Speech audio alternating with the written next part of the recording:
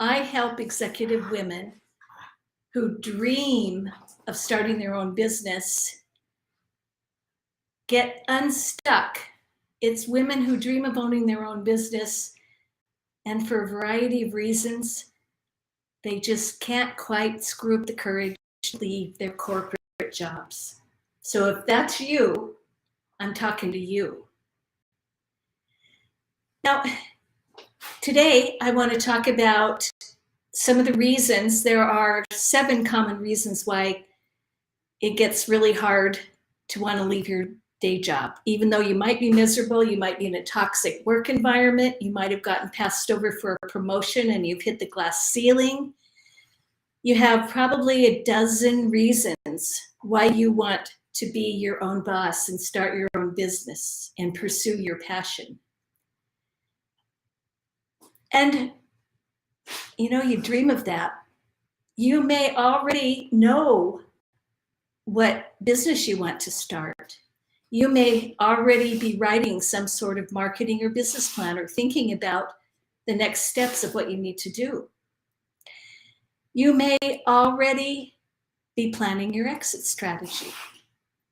Maybe you've started a side hustle so that you start to build your business up while you've still got the income coming in from your day job. But while your side hustle is going pretty well, you just can't quite make the leap. You just can't quite give notice. So if you are struggling with giving notice and you're wondering why you're stuck, because something is keeping you stuck. And it's probably really frustrating because you do have a dream. So here are the 7 most common obstacles that women encounter when they are dreaming big dreams, still working their corporate day job, making a pretty decent living, and it's just really hard to kick themselves out of that nice, comfortable nest. So the first obstacle is fear. How do I know I'm not going to fail? You're afraid to put yourself out there because what if you fail? Another obstacle is insecurity and lack of confidence. You don't think you're ready. You're kind of figuring you need more education, you need more courses, you need more training, you just need more until you feel confident that you're ready to go out and start your own business. So it's insecurity and lack of confidence. That's the second one. The third, and this is so common, I think this is probably universal for women, it's low self-worth. And what I mean by low self-worth, what I mean is that pervasive feeling of not enoughness. I'm not good enough. I don't know enough. I'm not qualified enough. I'm just not enough. And it's so pervasive and subconscious that you just don't realize it's there. But I can tell you, if you're comparing yourself to other people and you're finding yourself falling short, that, my friend, is an issue of low self-worth. And you're not alone, because most of us suffer from it. I mean, we never learned that we had this pervasive sense of not enoughness, and we never learned how to get rid of it. So that's another reason. Another reason is lack of self-confidence. I don't know if I can make a living from a business that I started from scratch. I don't know if I can do this. And how about the feeling of overwhelm? You have a vision. That vision is here. You're here. And the gap between where you want to go and where you are right now is so big. You just don't know how to leap the gap to get to where you want to go. And you're feeling overwhelmed. Another big one is procrastination. No, you don't know where to start. You don't know what steps to take. So you just don't do anything. Procrastination. And finally, this is another big one with women, perfectionism. I want to start a business, but I don't know if I can do it perfectly. So if I can't do it perfectly, why even bother? Because it has to be perfect. And I don't have assurance. I don't trust myself enough to know that I could do it perfectly. That's a big one with me.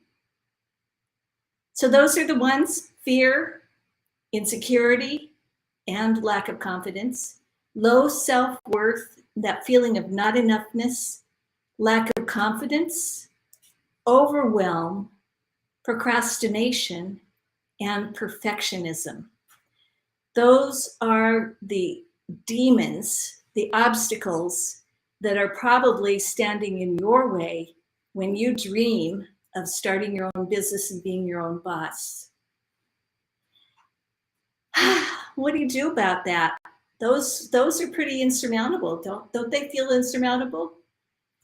I know I started a business in 1990, and I was about 8 years out of, I had about 8 years of corporate after I got my MBA. And I think I was too naive to know that I might not be able to do it. So I just jumped in. I was in a natural transition where we had moved, and I had made this decision that I did not want to go back. I didn't want to find a job in corporate. And why? Because I didn't want some old white guy sitting in the corner office making decisions on my career. That was my reason. So I jumped into self-employment. I ran a market research company for 30 years, and I did well. I had clients. I always had steady clients. I always had steady income until the end, when I lost interest and stopped doing business development. And at the end of 2018, my final client, because I hadn't been doing business development, also known as sales, I hadn't been doing much of it because I'd lost interest. So when my final client fired me at the end of 2018, I didn't have the energy to try to build my business back up. I had lost my passion for that business. Actually, I don't know that I had ever had a passion for that business, but when I was starting out and wanted to go out on my own, I thought, well, I know how to do this, but I was never that passionate about it. And over the years, I got less passionate. Once after 2018, I knew I wanted to start another business. I was kind of thinking maybe it would be coaching. So when I was 65, I tried to start a coaching business, got all excited about it for a couple months, lost interest, abandoned it. The next year, I remember thinking on my birthday, oh my God, I wasted a year. I didn't do anything, and I'm not getting any younger. So I vowed that I was going to start a coaching business, didn't put a solid foundation in place. A couple months, all excited, lost my excitement and enthusiasm, quit. And again, when I was 67, the same thing. So this year, I knew I had to do something different, because I knew the fourth time had to be the charm. Because I really didn't think that I would have a fifth time in me. I would just be so disillusioned and disappointed with myself, and so hard on myself for failing 4 times. So this year I said, I absolutely have to do this. I knew I wanted to coach. I didn't know what kind of coaching. That's when I found, well, actually a random conversation with a fellow club member. I was talking to a fellow club member right after a Toastmasters meeting, and he knew that I was interested in coaching. And he told me about a book he had just read called Positive Intelligence by Shirzad Chamine. I rushed home and I Googled positive intelligence and found Shirzad's TED Talk. And then I found another video that he had done, because they had a multi-million-dollar grant program for coaches where they would give the positive intelligence training to coaches for free. I was very excited, and I really truly thought, eureka, I have found the solution to my fear, because I knew that the 3 times I had failed, and really ultimately the reason my business tanked there at the end in 2018 was because I had never addressed my fears, my insecurities, my lack of self-worth, my not enoughness, my perfectionism, my procrastination, my inner critic. And boy, did I have a doozy of an inner critic. She was chattering in my ear all the time. I had never addressed those and resolved those issues. So it's like I had all this mental baggage that I was dragging along behind me every time I tried to take a step forward. So positive intelligence is the concept of mental fitness. And what mental fitness is we have numerous parts of the brain, but we have what's called the survivor brain. You've probably heard it called the survivor brain. And the survivor brain is where the flight, flight, freeze, and fawn stress response originates. It's in the amygdala and part of the brainstem, and I'm not a neuroscientist, so I don't know the exact parts, but I do know that it's that survivor brain. That is where our judge and saboteurs reside.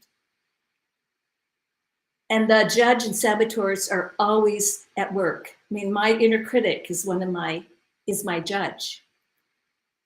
And most of us have been letting our judge and saboteurs run our lives for so long that part of our brain is well developed. And that's where we spend most of our time. Brain is a muscle. And the more you think from a certain part of your brain, the stronger that part gets. And that's proven in MRI studies. There's another part of our brain. So the survivor brain is our worst enemy, and our brains can be our worst enemy. There's another part of our brain that's our best friend, and that's looking out for our best interest, and is wise and curious and creative and not afraid, not insecure, is the best of us. It's really the best of us. When we think out of that part of our brain, we can reach our full potential. In positive intelligence terms, that part of our brain is called the sage brain. And the other part, the survivor brain, is called the saboteur brain. So mental fitness, the process of mental fitness is we strengthen our sage brain and we weaken our saboteur brain so that we switch into a much more positive mindset, and we have resilience so that we can withstand any potholes or obstacles that are thrown in our path. Now, based on my experience, I am absolutely convinced that mental fitness, mental muscle building, building up that sage part of our brain, is absolutely critical if you're thinking of starting your own business. And if you're in the new stages of starting your own business, it is the foundation. It's got to be, that has to be in place and be solid before you start building the house of your new business. So mental fitness is the foundation, and mental fitness, when you are mentally fit, all of those obstacles that I talked about earlier, the fear, the insecurity, lack of confidence, procrastination, perfectionism, all of those, they just are flattened. I mean, if you've got a brick wall standing in front of you and you're mentally fit, you just go right through it. If you want to know more about mental fitness and how it can help you overcome the obstacles that are keeping you stuck in a job you hate, I would love to talk to you and tell you more. And if you like this video, please share it with your friends. Share it with anybody that you know who is dreaming of going out to start their own business and they're still stuck in their old miserable day job. Thank you for listening. Please share, comment. I love to hear your comments, and share, post, like this video. Thank you so much, and I will talk to you again soon. Mwah!